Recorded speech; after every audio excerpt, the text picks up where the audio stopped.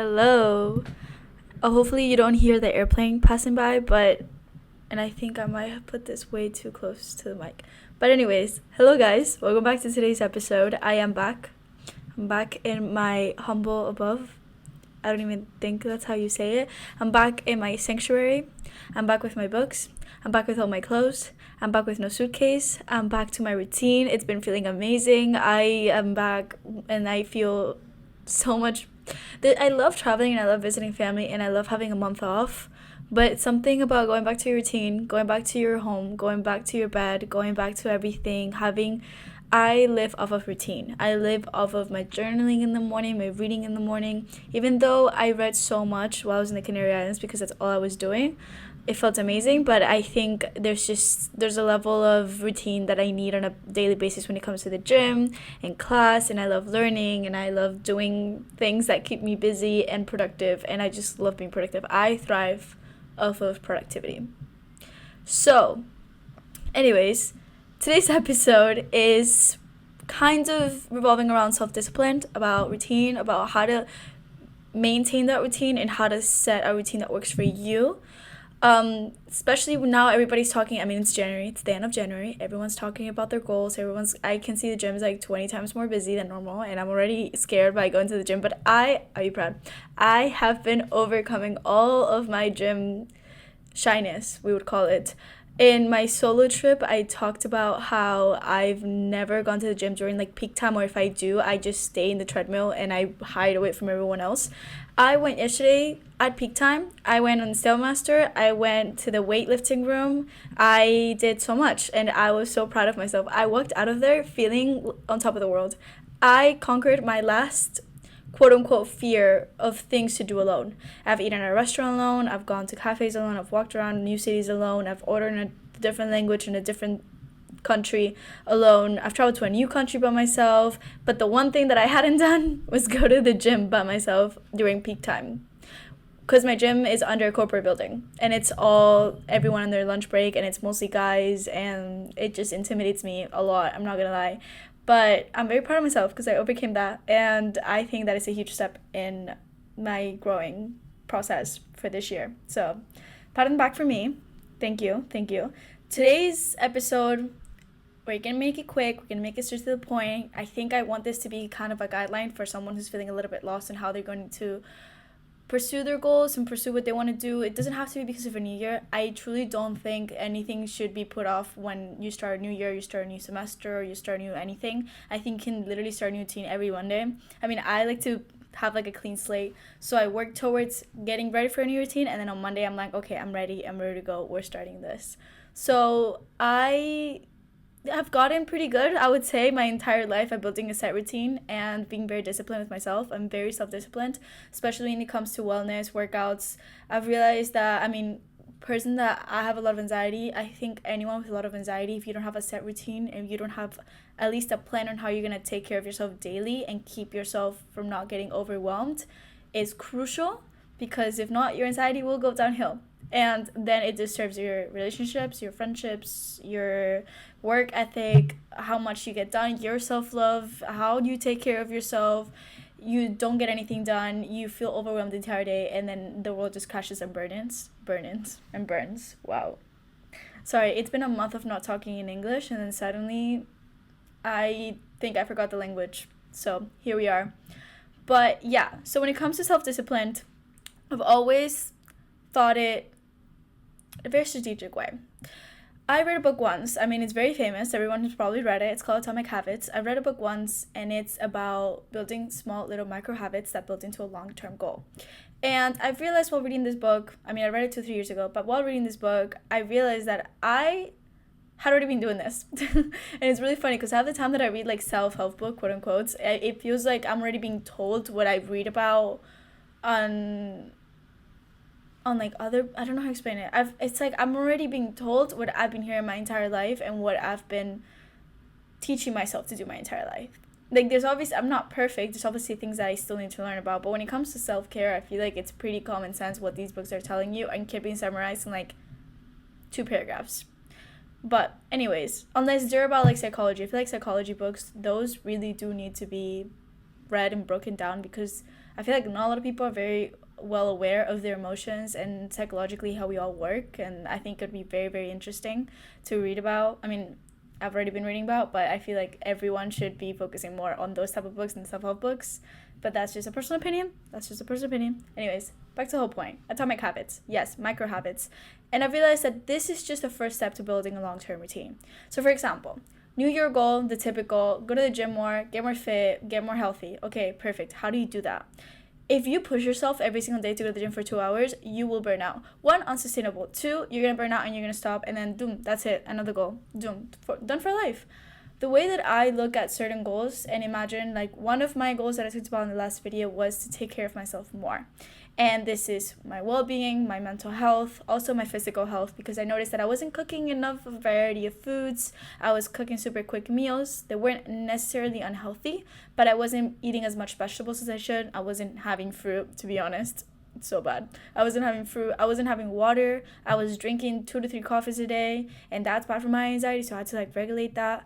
And I wasn't doing like a set routine that was helping with my winding down moment at night routine to, take care of my anxiety, because I feel like a person with anxiety having a winding down sleeping routine of reading essential oils, about essential oils, journaling, slowly relaxing yourself into sleep, and realizing that the day's over, you've done it, you pull through. Tomorrow's a new day, and we're going to start slow as well.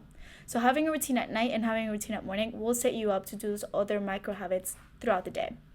So back to the whole point of the gym. I feel like I always jump back and forth. Whole point of the gym. So imagine your goal is to get more fit and more healthy and evolve. A lot of people try to get fit in their winter arc for the summer.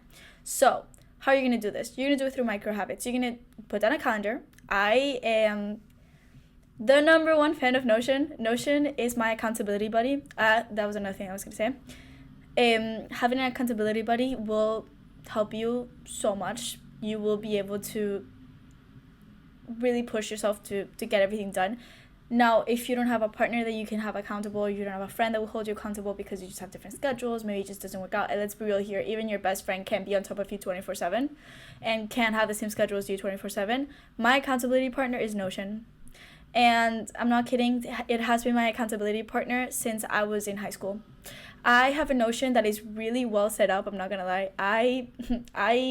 I'm so proud of my Notion. I've been working through it for a couple of years. I have a whole page distributed by mini pages on weekdays, so every single week I have a checklist. Every single day of the week I have a checklist. And then if I don't complete everything on my checklist by the end of the day, and I cannot move it to like completion of the month because I have another page where I put everything that I've completed throughout the month, then I will not feel satisfied when I go to sleep. Now, there's a difference between going crazy and adding so much to the checklist of what to do today, and then there's a way of doing it that that it's doable, that you could do it if you really put your mind to it, and that it won't overwhelm you. I think making sure that something doesn't overwhelm you is the goal to reaching those New Year's resolutions or goals that you're striving for. So for example, going to the gym, set up the calendar 3 times a week. If you haven't gone to the gym at all and now you want to go to the gym, let's do it 3 times a week. One day yes, one day no, one day yes, one day no. Saturday, Sunday, boom, you're out, don't do it.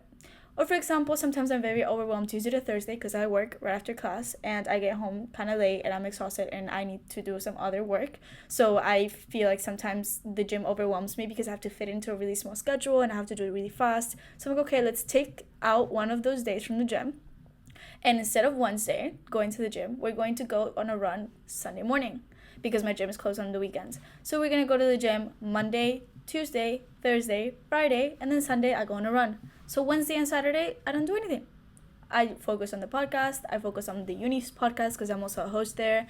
I focus on doing some courses online to get ready for an internship that I have. I'll maybe get ready for some stuff that I need to do to move out. Like I want to start selling my clothes, which I'll put the link below because I really do have to sell a lot of clothes before I move out.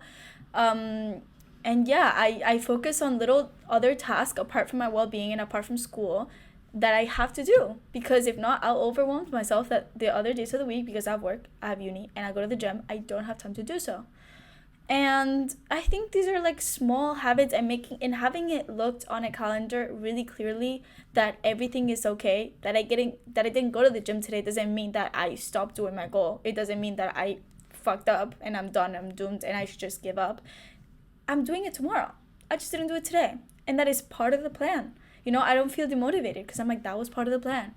And doing a set habit for 2 weeks will automatically make it engraved in your brain. I don't know how to explain it, but the way that I look at this, and it's also proven that doing a routine for 2 weeks, after 2 weeks straight, it will automatically become part of your routine without you even thinking about it. I have a routine every single morning, which I really do recommend having a set routine every single morning that starts you off good. I wake up an hour and a half before I have to go to class. Yes, it is at 6:30 a.m., but I do it because I hate it. Trust me. Like, when my alarm goes off, I hate it. But I know, and I force myself because I'm like, I know while I'm sitting down, it will be worth it. I wake up, I wash my face, put on my clothes, and I go journal for 20 minutes, and then I go read for 40 minutes. And then after this, I go to class. And the minute I sit down in class, I'm like, I've already read my book for the day. I don't have time to read for the rest of the day because the minute I get to bed, it's like 8 p.m. I'm tired, I'm exhausted. Yeah, you can read after 8 p.m., but I've had such a non-stop day that I just want to crash out and sleep or watch a show, and I won't want to read. And let's be real here. I'm not going to force myself to read at night when I don't want to read. I like to read in the morning, so I know that if the only time I can read is in the morning and I want to read set amount of books this year, I will be waking up at a certain time and I will be reading. Same with journaling. I don't like journaling at night. Don't know why. I'm too exhausted. My brain can't. I've had such a long day. The last thing I want to do is reflect on it and like have a deep psychological evaluation of my life. I don't have the brain capacity to do that. I've had such a long day. I've had to deal with so many things. I want to go to sleep. So what do? I do it in the morning. I take my extra time in the morning to do it. And not only did I go to sleep early, so I have the energy to at least wake up early and be able to do that early, but at the same time, it makes me feel accomplished. So then for the rest of the day, I know that I can still do more things to make me feel more accomplished. Because I have that thrive in me of, I've already done so much, let's keep it going. Let's see how far we can go. And it's so encouraging to see your Notion all checked, all green, and know that you've done everything that you wanted to do. And that is generally like my accountability is my Notion. I love my Notion. I will die for my Notion. I generally, just because the headquarters are in San Francisco, because I did look at their internship opportunities, but they're still startups, still kind of small. Not small, but they're still growing, and they have offices in San Francisco, and it doesn't look like I have no place to be in San Francisco, so really sad. But generally, I will vouch for that company till the day I die, because they've generally changed my life for the better. And they literally, I spend so many hours of my life in that app. So it is clear and very important to understand that these habits sometimes can create unhealthy rituals, quote unquote. I have had people that I've known burn down and crush down because they've overdone it. There's even a point where if I listen to too many self-help books or self-help podcasts, or I read too much about how to grow your mindset and da-da-da-da, I'm burnt out. I'm annoyed. I'm like, let me just live my life. I'm a human being. Like, I don't want to be constantly challenged. Can I sleep? Can I rest? Can I live my life? This is generally such a distressing thought sometimes, where I'm like, this is oversaturated. The health and fitness and wellness industry is it's oversaturated sometimes. Sometimes I'm like, calm down. I can't read about the 20,000 vegan, non-sugary, vegetarian, pescatarian diet. I can't do it anymore. I want to live my life, and I want to enjoy it to the fullest, and I'm sure I won't die from anything. That I won't die from the 20-gram sugar cookie. Maybe I will not feel well because that's a shit ton of sugar, but there's a point where it's oversaturated. And I think this is why it's really important to have those off days. I've talked about this in another episode, but in high school I've had such a strict routine with myself because I was basically running a small company for dog walking and dog care, and then I was also in a very intense school, and I had a very intense schedule with school and classes and a lot of homework, a lot of tests, a lot of quizzes. A very intense high school, to be honest, and I had to manage it all. And I was very overwhelmed, and I had to be able to work through my anxiety, and there's times that I broke down, there's times that there's times where I generally couldn't do it, but I had such a set routine within my weekends on why and how I was going to wind down. My weekends, sacred. To this day, my weekends, sacred. I think that is one of the most important things and boundaries that you should set with yourself.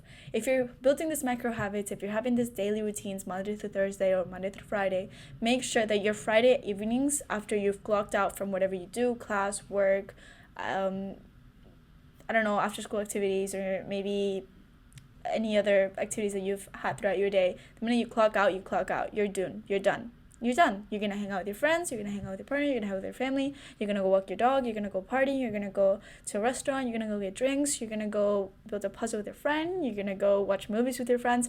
You are going to do whatever you want to do, and you are going to relax. And the same thing for Saturday morning. Sometimes my Saturday mornings that are the best is I go on a run, I come back, I make my coffee, I watch a movie, and then I meet my friends. Easy peasy. Same thing with Sundays. Sundays for high school was rotting in bed. I wouldn't see anyone. Was it a little bit bad? But like, yes, I did actually shut down and not even talk to my parents. But it's not anything against them. I've had such a overstimulating week that what I needed was to shut down in my room all day and watch movies and shows and read and paint. I would paint in the mornings, and then in the afternoon I would watch a movie. Weirdly enough, I did have a routine on Sundays, but it was a relaxing routine. It was in the morning, before lunch, I wasn't going to use technology. It's not that I couldn't, because if I generally felt like it, I would. But I was very self-disciplined of like, let's not overwhelm our brain. We're going to paint, we're going to draw, we're going to do Korean, because I was studying Korean at the time. We are going willingly, by the way. It wasn't like a school-related thing, so this was a fun activity for me. We're going to maybe scroll through Pinterest. Like, that was the only technology I let myself do. We're going to probably scroll through Pinterest and we listen to music and we sing. Or we're going to go read a book by the pool, because I had a pool at the time. Like, I lived in a house at the time. And then after lunch, I would watch movies nonstop. Maybe get froyo with my friend in the neighborhood. Go on a walk and get froyo with them. And that would be it. If I saw anyone, that would be it. It was me day. It was Lucia day. It was Lucia relaxation day. And generally, it gave me that push, and that it helped so much with my anxiety as well, to like contain it and relax it and set it to 0 before starting the new week. So I find it very, very, very important to set into your goals, into your habits, taking care of yourself time, making sure that 1 day of the week minimum, or 2, I recommend 2 days of the week, or at least 1 afternoon and 1 full day, where you just don't have anything. You choose whatever you want to do.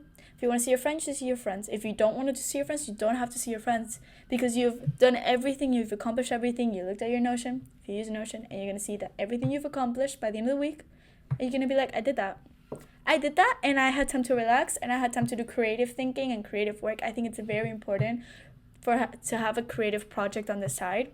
At least me, I always need to have a creative project and time to like paint or draw or do something creative with my life. And I make sure that I have time specified in my calendar for that. And yeah, so that's about it for today's episode. Thank you so much for listening. I hope the audio was good. I'm back with my mic, but I didn't remember how far from it I have to be for it not to be too intense. I thank you for listening. Hopefully this helped, and I'll see you guys next week. Peace out.